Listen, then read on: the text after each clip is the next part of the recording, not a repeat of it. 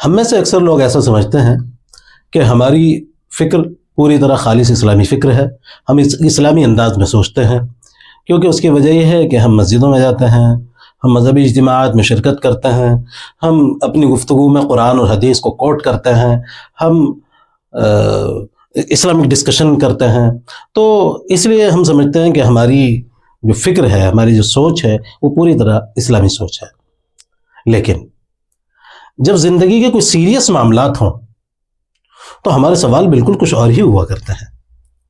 اکثر ایسا ہوتا ہے کہ ہم اسلام کے بجائے، اسلام کے ذریعے سیٹ کیے ہوئے سوالات کے بجائے ان سوالات کے ذریعے اپنی سوچ کو طے کرتے ہیں جو کسی اور نے طے کیے ہوتے ہیں، اسلام نے نہیں۔ مثلا میں ایجوکیشن کی بات کروں گا، شروعات ایجوکیشن سے کروں گا۔ ایجوکیشن کے بارے میں جب بھی بات ہوتی ہے تو ہم اپنے بچوں کی تعلیم کے لیے سب سے پہلے یہ سوچتے ہیں کہ ان کو جاب مارکیٹ کے لیے ریڈی کیسے کیا جائے۔ یہی سوچ کر ہم ان کی تعلیم کا تمام انتظام کرتے ہیں کہ آگے چل کر ان کو اچھی جاب مل جائے، آج کی زبان میں جس کو کہا جاتا ہے سکسیس مل جائے۔ حالانکہ تعلیم کے لحاظ سے، علم کے لحاظ سے یہ دیکھا جائے تو یہ سوال قرآن کا سیٹ کیا وہ سوال تو نہیں ہے کہ بچوں کو جاب ریڈی کیسے بنایا جائے، یہ قرآن کا سوال نہیں ہے، یہ تو ویسٹ کا دیا ہوا سوال ہے، اس نظام تعلیم کا دیا ہوا سوال ہے جو ویسٹرن سے آیا ہے، مغرب سے آیا ہے۔ قرآن کا سوال تو انما یخشی اللہ من عبادہ العلماء، کہ علم والے لوگ اللہ سے ڈرتے ہیں، قرآن کا سوال تو یہ ہے۔ تو یعنی علم کے حوالے سے جب قرآن کا سوال کھڑا ہوگا تو سوال یہ کھڑا ہوگا کہ کیا جو علم ہم ان کو دے رہے ہیں کیا وہ ان کے اندر خشیت خدا پیدا کرتا ہے؟ قرآن کے لحاظ سے دیکھا جائے تو علم سے متعلق سوال یہ ہوگا کہ کیا ماڈرن ایجوکیشن یا کیا جو ایجوکیشن ہم جو اپنے بچوں کو دے رہے ہیں کیا وہ ایجوکیشن ہمارے بچوں کو امانت دار بنا رہی ہے، امین بنا رہی ہے؟ کیا خلافت کا، عبدیت کا احساس ان کے اندر پیدا کر رہی ہے؟ یہ ہوگا قرآن کا سوال۔ لیکن ایجوکیشن کے بارے میں جب بھی ہم فیصلہ کرتے ہیں تو قرآن کے سوالوں کو چھوڑ کر ہم ویسٹ کے دیے ہوئے سوالوں کو اختیار کر لیتے ہیں۔ اسی کو تھوڑا اکیڈمک زبان میں کہا جائے تو اسی کو اس طرح سے کہا جائے گا کہ ہم ویسٹرن کیٹیگریز میں سوچ رہے ہیں نہ کہ قرآنک کیٹیگریز میں۔ یہ ہماری ایک بہت بڑی پرابلم ہے۔ ہم ویسٹرن کیٹیگری کے مطابق ایجوکیشن کا انتظام کرتے ہیں اور اس کے اوپر پھر اسلامی تعلیم کا 1 گھنٹہ بھی لگا دیتے ہیں۔ لیکن اس سے ہوتا کیا ہے؟ اس سے ہوتا یہ ہے کہ اسلام ایک چھوٹے سے دائرے میں محدود رہتا ہے۔ اسلام صرف مورالز کی بات کرتا ہے، اسلام صرف مسجد میں رہتا ہے، مسجد سے باہر دکھائی نہیں دیتا۔ اب ہم پاورٹی کی بات کرتے ہیں، غربت کی بات کرتے ہیں۔ غربت کے مسئلے پر جب ہم سوچتے ہیں تو ہمارا سوال کیا ہوتا ہے؟ ہمارے سوالات یہ ہوتے ہیں کہ ہماری قوم میں لوگوں کے پاس تعلیم کی کمی ہے، لوگوں کے پاس اسکلز کی کمی ہے، لوگوں کے پاس پیسے کی کمی ہے، کیپٹل کی کمی ہے۔ تو ان تمام کمیوں کو دور کرنے کے لیے ہم یہ کرتے ہیں کہ مائکرو فائنینس اویلیبل کرایا جائے، چھوٹے چھوٹے قرضے، چھوٹی چھوٹی فنڈنگ قوم کے بچوں کو، لڑکوں کو، لڑکیوں کو دستیاب کرائی جائے، ان کو ٹریننگ دی جائے تاکہ غربت کا مسئلہ حل ہو سکے۔ آپ یہ کرتے ہیں، ہم کرتے ہیں، بہت اچھی بات ہے، یہ فائدہ مند ہے، مگر یاد رکھیے قرآن کا سوال نہیں ہے۔ قرآن جب غربت کے حوالے سے بات کرتا ہے تو قرآن کا سوال تو یہ ہوتا ہے کہ کیا اکنامک سسٹم میں جسٹس ہو رہا ہے، انصاف ہو رہا ہے؟ کہیں ایسا تو نہیں ہے کہ دولت ایک خاص طبقے میں مرتکز ہو کے رہ رہی ہو، اکٹھی ہو کے رہ رہی ہو، کنسنٹریشن آف ویلتھ ہو رہا ہو؟ کہیں ایسا تو نہیں ہے کہ کچھ لوگ امیر ہوئے جا رہے ہوں، ان کے پاس دولت اکٹھی ہوئی جا رہی ہو، اور کچھ لوگ غریب سے غریب ہوئے جا رہے ہوں، وہ ایکسپلوٹیشن اور استحصال کا شکار ہو رہا ہو؟ یہ ہے قرآن کا سوال۔ غربت کے حوالے سے تو قرآن کا سوال ہے وفی اموالہم حق معلوم للسائل والمحروم۔ دیکھو یہ جو پیسے والے لوگ ہیں، ان کے مال میں ان لوگوں کا جن کے پاس پیسہ نہیں ہے، جو کمزور ہے، ان کا حق ہے۔ قرآن نے لفظ استعمال کیا، حق ہے، ان کا حق ہے، چیریٹی نہیں، ان کا حق ہے۔ مگر ہم کیا کرتے ہیں کہ اس نظام پر بات کرنے کے بجائے ہم صاحب یہ یعنی مائکرو فنانس کے پروگرام چلاتے ہیں، ہم ورکشاپ چلاتے ہیں جس میں ہم ٹریننگ دے سکیں غریب لوگوں کو، کمزور لوگوں کو۔ اس میں کیا ہوتا کیا ہے؟ اس صورت میں ہوتا یہ ہے کہ غربت صرف ایک ٹیکنیکل مسئلہ بن جاتی ہے۔ غربت کا مطلب یہ ہوتا ہے کہ کچھ لوگ ہیں کہ جو فیل ہو گئے اچھی اسکلز حاصل کرنے میں، اس لیے ان کو کچھ ٹیکنکس سکھا دی جائیں۔ ایک ٹیکنیکل مسئلہ ہے، یہ مورل مسئلہ نہیں لیتا، اخلاقی مسئلہ نہیں لیتا۔ حالانکہ قرآن کے نقطۂ نظر سے دیکھیے تو قرآن غربت کو پوری طریقے سے اخلاقی مسئلہ سمجھتا ہے، اور قرآن کہتا ہے بل لا تکرمون الیتیم، تم یتیموں کا اکرام نہیں کرتے اور یتیموں کی مدد نہیں کرو گے تم، بار بار قرآن یہ بار بار کہتا ہے۔ اس کے اور قرآن کبھی یہ نہیں کہتا کہ یہ غریب لوگ جو ہیں، یہ کمزور لوگ جو ہیں، یہ ٹیکنیکلی فیل ہو گئے، یہ صاحب اس کے پاس اسکلس نہیں ہے، ایسی کا بات نہیں کہتا۔ قرآن ان کو ذمہ دار نہیں ٹھہراتا۔ قرآن ذمہ داری اس نظام کے اوپر ڈالتا ہے، قرآن ذمہ داری ان لوگوں کے اوپر ڈالتا ہے جنہوں نے دولت کو بہت زیادہ اکٹھا کیا ہوا ہے، ارتکاز کیا ہوا ہے دولت کا، ان کے اوپر ذمہ داری ڈالتا ہے قرآن۔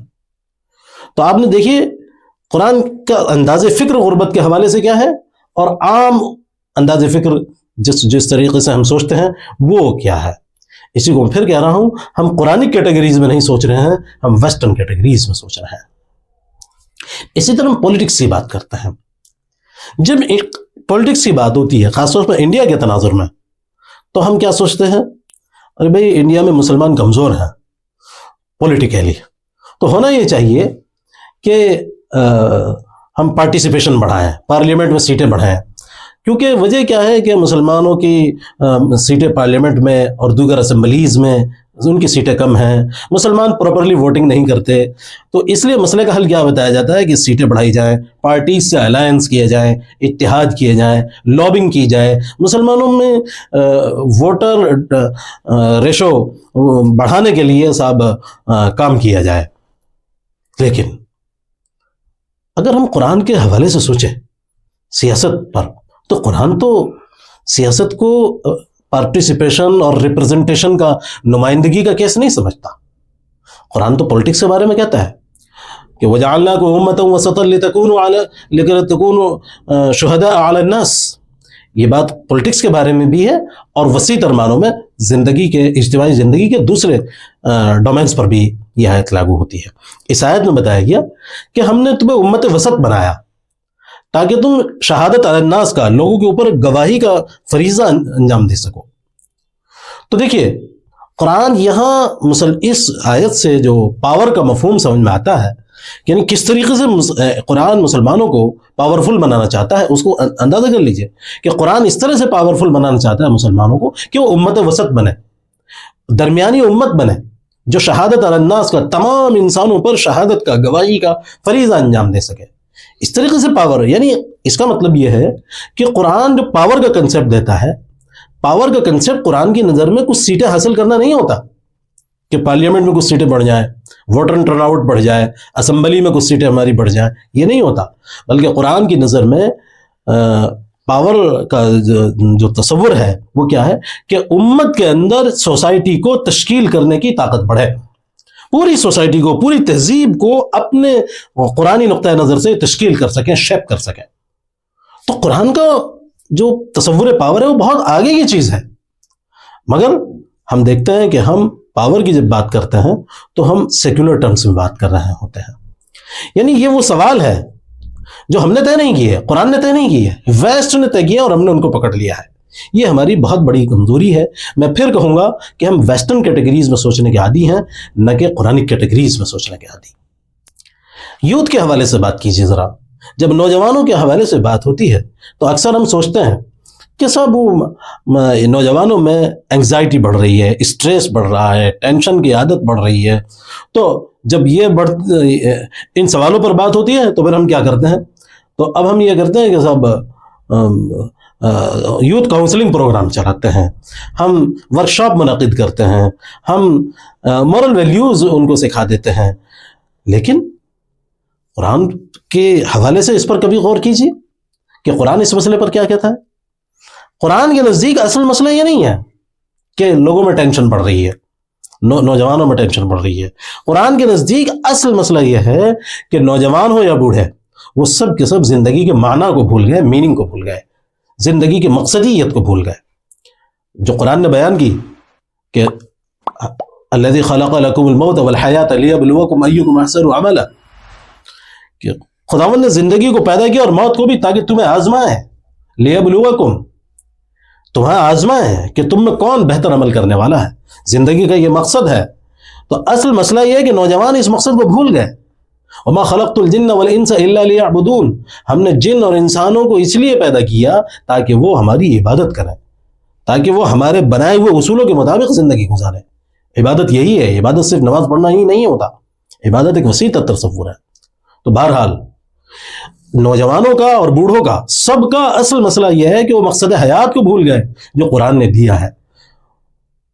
اور پھر جب وہ مقصد حیات کو بھولیں گے تو قرآن نے صاف کیا دیا وَمَنْ أَعْرَضَ عَنْ ذِكْرِي فَإِنَّ لَهُ مَعِيشَةً ضَنْكًا، کہ سب جب لوگ ہمارے ذکر سے، ہمارے بتائے ہوئے اصولوں سے جب اعراض کریں گے تو پھر فَإِنَّ لَهُ مَعِيشَةً ضَنْكًا، ان کی معیشت، ان کی زندگی تنگ ہو کر رہ جائے گی. یہ ہے قرآن کا اصل سوال. لیکن ہم قرآن کی کیٹیگریز میں نہیں سوچتے، ہم ویسٹرن کیٹیگریز میں سوچتے رہتے ہیں. اور یاد رکھیے، جو سوال سیٹ کرتا ہے وہی اصل طاقتور ہوا کرتا ہے. سوال جس کا ہوتا ہے جواب بھی اسی کا رہتا ہے. ہماری پرابلم یہ ہو گئی کہ ہمارے سوال سیٹ کیے ہوئے سوال وہ دوسروں کے سیٹ کیے ہوئے سوال ہیں جن کو ہم نے اختیار کر لیا ہے. ہمارے اصل سوال کیا ہے ہمیں معلوم ہی نہیں ہے. اس وقت کرنے کا اصل کام یہ ہے کہ ہم اپنے سوالوں کو جان سکیں. ہم باتیں کرتے ہیں، کیا کہتے ہیں کہ صاحب اسلام ڈیموکریسی کو سپورٹ کرتا ہے، اسلام ایجوکیشن کے ساتھ ہے، اسلام اکنومی کے ساتھ کھڑا ہوا ہے. یاد رکھیے، یہ جب الفاظ ہم بولتے ہیں بے سوچے سمجھے، اس تو ہوتا کیا ہے کہ ہم پھر اس کا مطلب یہ ہوتا ہے کہ ہم ڈیموکریسی، ایجوکیشن، اکونومی کے جو کنسپٹ ہیں، ان کی جو تعریفات ہیں، ڈیفینیشنز ہیں، ان کو بھی سپورٹ کر رہے ہوتے ہیں. یاد رکھیے کہ ایجوکیشن اور علم دونوں میں بہت بڑا فرق ہے. آپ یہ کہیے کہ اسلام علم کو سپورٹ کرتا ہے. آج کے دور میں ایجوکیشن جس چیز کو کہا جاتا ہے وہ تو ٹیکنیکل اسکلز کا نام ہے. آپ یہ کہیے کہ اسلام شورا کو سپورٹ کرتا ہے، اسلام ڈیموکریسی کو سپورٹ کرتا ہے. نہیں، ڈیموکریسی اور شورا دونوں مختلف تصور ہیں. شورا خدا کے خوف اور خدا کی ذمہ داری کے تحت منعقد کی جاتی ہے، اور ڈیموکریسی اس کی جواب دہی تو انسٹیٹیوشنز کو ہوا کرتی ہے. تو بہرحال ہماری ایک بڑی پرابلم یہ ہے کہ ہم ویسٹ کے طے کیے ہوئے سوالوں کو کی روشنی میں جواب تلاش کرتے ہیں. وہی سوال ہمارے ہوتے ہیں اور پھر ہم ان کا اسلام میں سے جواب تلاش کرنے کی کوشش کرتے ہیں. نتیجہ یہ ہوتا ہے کہ اسلام صرف مورل ویلیوز تک محدود رہ جاتا ہے اور ہماری کیٹیگریز کوئی اور طے کرتا رہتا ہے. تو یاد رکھیے، ایک بہت بڑا کام اس وقت یہ ہے کہ ہم قرآنی کیٹیگریز میں سوچنے کی عادت ڈالیں. فریڈم، ہیومن رائٹس، ایکویلٹی، یہ سب ویسٹ کی دی ہوئی کیٹیگریز ہیں. ہماری کیٹیگریز کیا ہیں؟ ہماری کیٹیگریز تکریم، عبادت، حمد، شکر، صبر، یہ ہیں ہماری کیٹیگریز جن پر ہمیں جمنا ہے. تو آج اس وقت سب سے بڑا کام یہ ہے کہ ہم قرآن کیٹیگریز کو سمجھنے کی کوشش کریں.